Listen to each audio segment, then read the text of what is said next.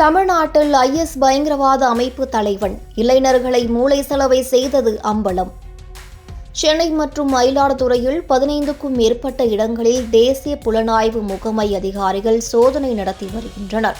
இதில் சென்னை புரசைவாக்கத்தில் தனியார் ஆம்புலன்ஸ் மையத்தில் வேலை பார்த்து வந்த அல் பாசித் என்பவரை NIA அதிகாரிகள் கைது செய்துள்ளனர்.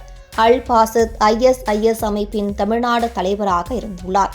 அல் பாசித் வாட்ஸ்அப்பில் ஒரு குழுவை தொடங்கி அதன் மூலம் சென்னை மற்றும் மயிலாடுதுறையில் இளைஞர்களை மூளை செலவை செய்துள்ளார்.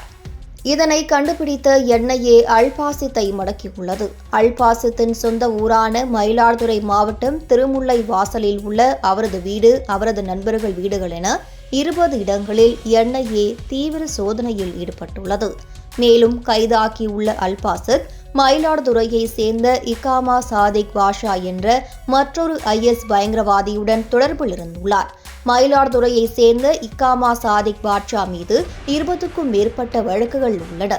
2022ஆம் ஆண்டு வாகன சோதனையில் ஈடுபட்டிருந்த போலீசாரை துப்பாக்கியை வைத்து மிரட்டியதாக அவர் மீது வழக்கு பதிவு செய்யப்பட்டுள்ளது. சாதிக் பாட்ஷா என்ற பெயருடைய அந்த நபர் இகாமா என்ற அமைப்பை தொடங்கி சிறுவர்களுக்கு ஆயுத பயிற்சியை வழங்கியுள்ளார்.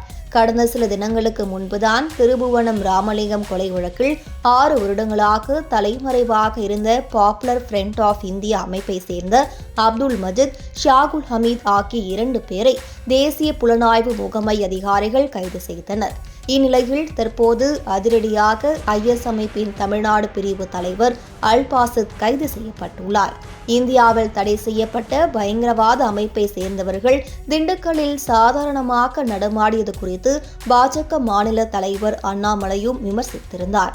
இந்த நிலையில் அடுத்ததாக மேலும் ஒரு IS ஆதரவாளர் தமிழ்நாட்டில் கைது செய்யப்பட்டிருப்பது அச்சத்தை ஏற்படுத்தியுள்ளது. தமிழ்நாடு பயங்கரவாதிகளின் கூடாரமாக மாறியுள்ளதா என்ற கேள்வியையும் எழுப்பியுள்ளது.